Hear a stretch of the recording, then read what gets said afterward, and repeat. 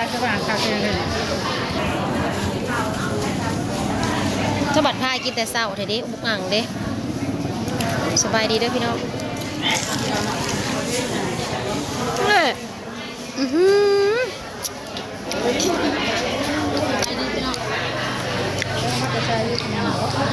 มันก็ชอบแมงแท้มันเป็นปิ้งพี่น้องเอามาแต่ใจเลยเศร้าอยู่นอนเลยมาจะเอามาใจจับจะเอามากินนะตอนนี้กำลังเตรียมอาหารการกินพี่น้องล้างถ้วยไปแล้วยกหนึ่งแต่นี่เฮาคือล้างถ้วยแต่ละมื้อในหลังคู่มือวะคืนนี้ก็ล้างเที่ยงล้างอะไรแล้วประมาณ11 โมงนอน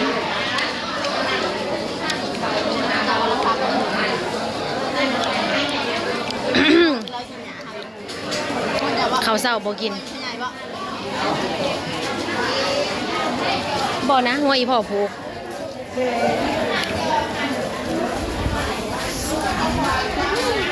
ก็บอกงัวอีพ่อแล้วผูกคอใบได้แต่ละตัวนะไอ้บ้าบ่นะก็คือหล่อเดี๋ยวเราไปตัดผมไปหาหมวกให้อ้ายเนี่ยบ่หาอะไรยอบหมวกมันชื้นไปหาหมวกมาหาหมวกอะไรนะไปไหนใส่เลยหัวคนใหญ่นะเขาบูฮู้ให้อาม่ใส่ไม่ใช่เอาไปเป็นจันก็เลยเตียงแล้วไปให้กระเจ้ากินนะแม่พวกกระเจ้าอันเขาก็เห็นในจานนี่ก็มาจำ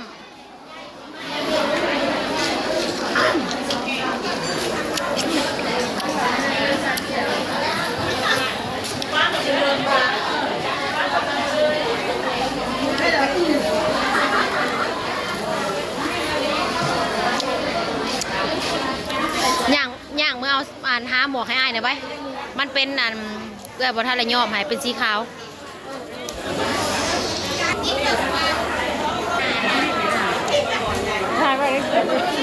มาบิน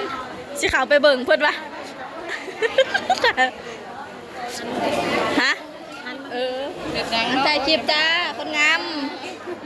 ปนี่ก็มาเลยพี่น้อง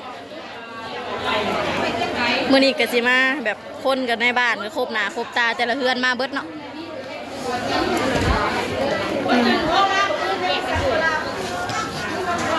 มีหลายมุมพากันกินสมบันโอ้ยจะแม่ชมแบบจางๆ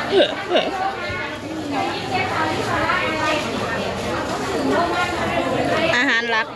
ตำบักหุ่งที่ขาดบ่ได้เลย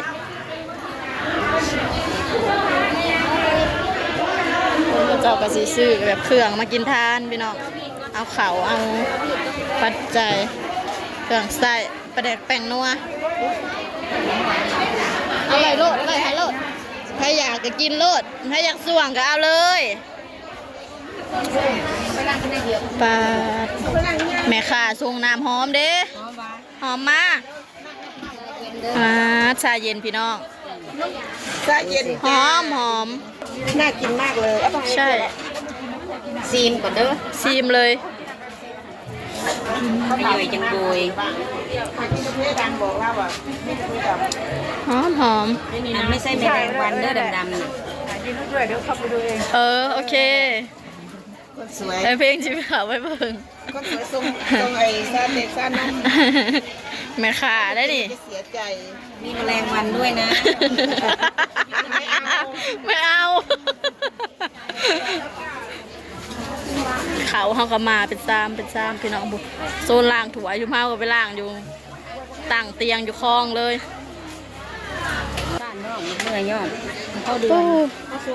แม่ครัวหนึ่งเขาพี่น้องเอ้ยก็หมอต้มกระดูกมาหมอน่ะเองไม่นำเป้าไอ้เจนไอ้ต้มไอ้ลงเพลงนะไอ้ตัวได้เจ้าเหลืองแล้วล้วนเด้อทำบ่ขอต้มกระเทยก่อนกันฮะเอานมมาใส่เหรออะไรก่อนนมน่ะนี่ไงเอามาใส่มันไม่ย่อยต้มมันเสียเอามันบางเพื่อน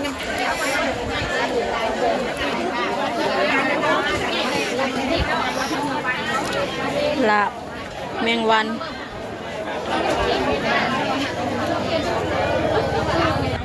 บรรยากาศเป็นวันที่2ที่ท้องฟ้าแจ่มใสแต่ละมือมีแต่ฝนพี่น้องเอ้ยอากาศเย็นหนาแดด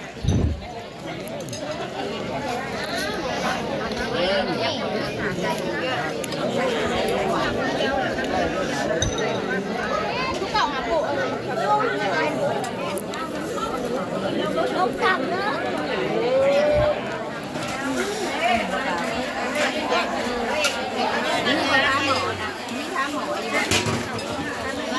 มอต้ม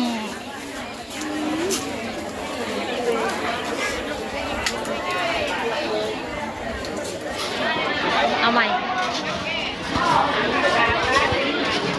เป็นถ่ายหกเซ่มึงดาวมึงดาวมึงยาเนี่ยบ่ได้ซ้ำได้โอ้ยเป็นตาแซ่บอีหลีไปเอาไปเสิร์ฟผู้เฒ่าก่อนกลับบ้านทางนอกอันนี้เขาสิไปเสิร์ฟผู้เฒ่าก่อนพี่น้อง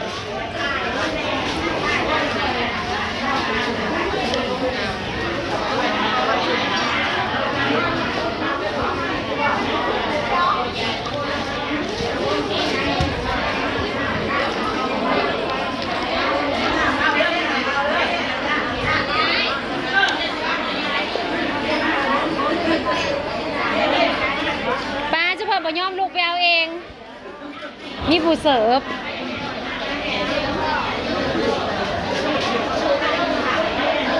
เด็ดไม่ใหญ่นี่เด้สะไม่ใหญ่ขมีนี่เด้เอาให้เล่าแน่เพื่อ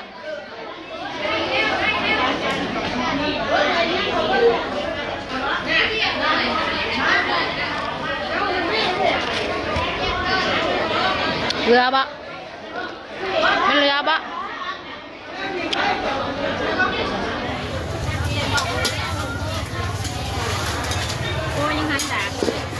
ไปอัดไว้เวลาที่เราจะย่อไปเขาต้องย่อ ไฟแห้งโพดมันอยู่ใกล้กันผู้เฮ็ดนั่นแหละสิสุก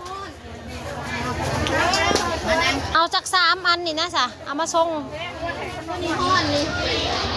ย่อมองออกเลยบ่ได้ห้อนเต้าตัวนี้ห้อนพะโล้กับมันน้อยตัวนี้มันพี่